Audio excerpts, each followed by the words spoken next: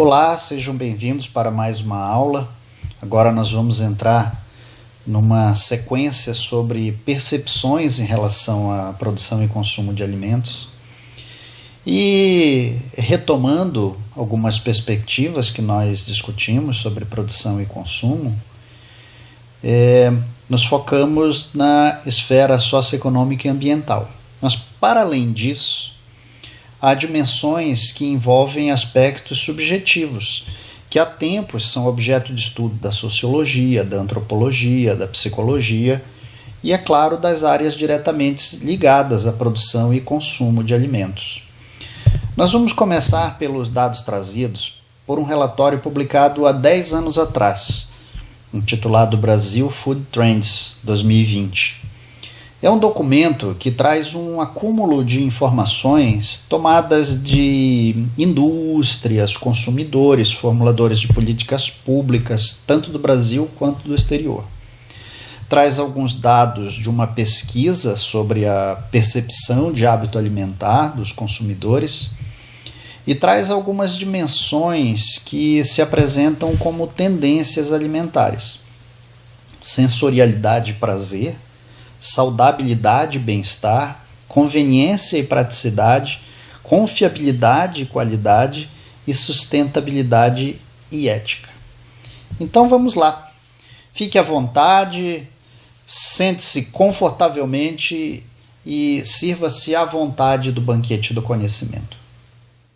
Então, este é o Brasil Food Trends 2020, um relatório produzido em colaboração do Instituto de Tecnologia de Alimentos do Estado de São Paulo e com a Federação das Indústrias, também do Estado de São Paulo, e um relatório muitíssimo interessante que prospecta várias tendências na produção e consumo de alimentos e coloca uma série de elementos que se interrelacionam à produção e consumo de alimentos e as tendências que derivam. Então, tomando como referência a população, o processo de urbanização, a educação e o nível de informação das pessoas, os estratos etários e também a renda, as dimensões que derivam desse conjunto de variáveis são em 5: sensorialidade e prazer, saudabilidade e bem-estar, conveniência e praticidade, qualidade e confiabilidade, sustentabilidade e ética. Claro que isso está colocado como uma maneira de tentar abranger o universo do que é o consumo de alimentos, a produção e o consumo de alimentos. Muito embora algumas outras dimensões, algumas das quais nós já falamos, vão orbitar em torno de outras questões, né? Então, os aspectos socioeconômicos e ambientais, sobretudo, eu colocaria numa outra esfera que não o foco exatamente destas tendências estudadas aqui.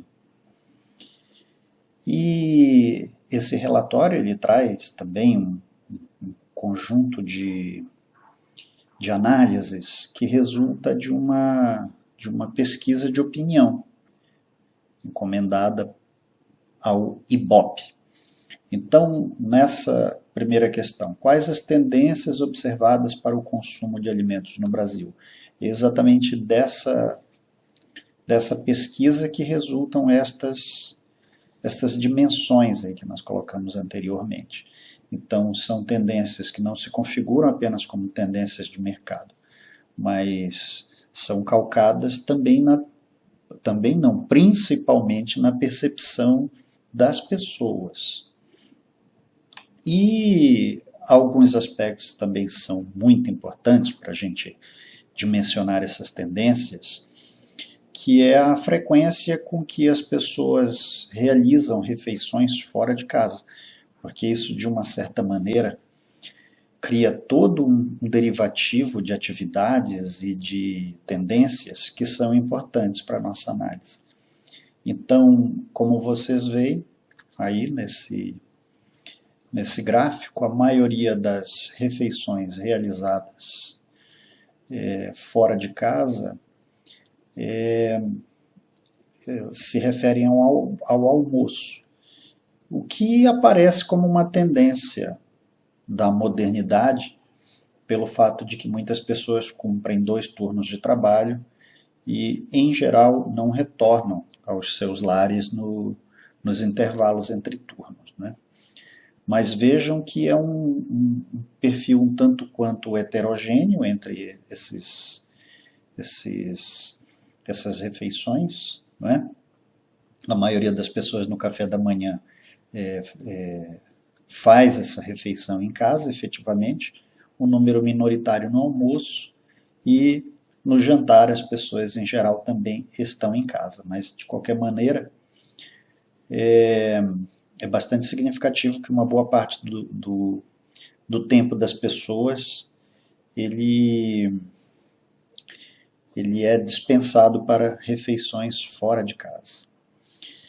E dentro daquelas dimensões que nós comentamos, percebam por esta tabela que a percepção que as pessoas tinham lá em 2010, quando foi publicado esse relatório, em relação ao futuro, dentro das várias dimensões, percebam que em algumas destas dimensões as expectativas das pessoas em relação ao futuro diminuiu, né? E em outras ela aumentou, né? De uma maneira geral, esse tipo de percepção das pessoas está muito condicionado às condições reais, ou seja, o poder de compra do salário dessas pessoas, o tamanho da família, a situação que essa pessoa está no momento exatamente da entrevista, se ela está empregada ou não. Enfim, é um exercício difícil de alcançar uma dimensão real sobre o que pensam as pessoas, né? Como toda pesquisa de opinião. Mas, de um ponto de vista de percepção, ou seja, como as pessoas veem isso naquele momento, é bastante interessante ver que as pessoas materializam essa ideia de futuro em relação aos alimentos dentro dessas dimensões que foram aí colocadas. E quando se pergunta para as pessoas quais ações empresariais as impactam mais, em primeiro lugar aparece que as pessoas desejam que os alimentos tenham um alto padrão de qualidade. E isso é muito significativo pelo fato de que a sociedade gradativamente ela se torna mais crítica em relação à qualidade dos produtos, né? Então, se nós colocarmos isso numa escala temporal, os produtos que nós comprávamos há 10, 20 anos atrás, eles se sofisticaram do ponto de vista da qualidade. E isso não significa que não haja produtos ruins no mercado. Lamentavelmente há. Mas o nível de exigência ele tende a crescer. E ele é proporcional também à renda e o nível de instrução das pessoas. Ou seja, quanto mais letrados os indivíduos são e maior é a renda, mais exigentes os indivíduos são. E aí depois vem essas outras ações que as pessoas desejam, né? Que as empresas tenham. Investir em projetos sociais, ter um canal de relação direta com o consumidor, o investimento em projetos ambientais, a gente vai retomar essa questão mais lá na frente, um portfólio de produtos que seja variado, né? que os alimentos sejam saborosos, gostosos e que o consumidor seja bem informado sobre os produtos destas empresas. E qual o nível de conhecimento dos consumidores em relação a alguns termos específicos que foram apresentados a eles, né? Então, em relação a selo de qualidade, se o produto é orgânico ou não, se o produto é enriquecido, se é um produto funcional, alguma informação relativa à sustentabilidade do produto, ou se o processo ou o produto é sustentável, se é um produto transgênico, o nível de emissão de carbono e informações sobre rastreabilidade. Então, na barra laranja, no segmento laranja da barra, percebam que o nível de maior esclarecimento, ou seja, o indivíduo ele conhece bem aquele termo, é sempre um percentual minoritário, né?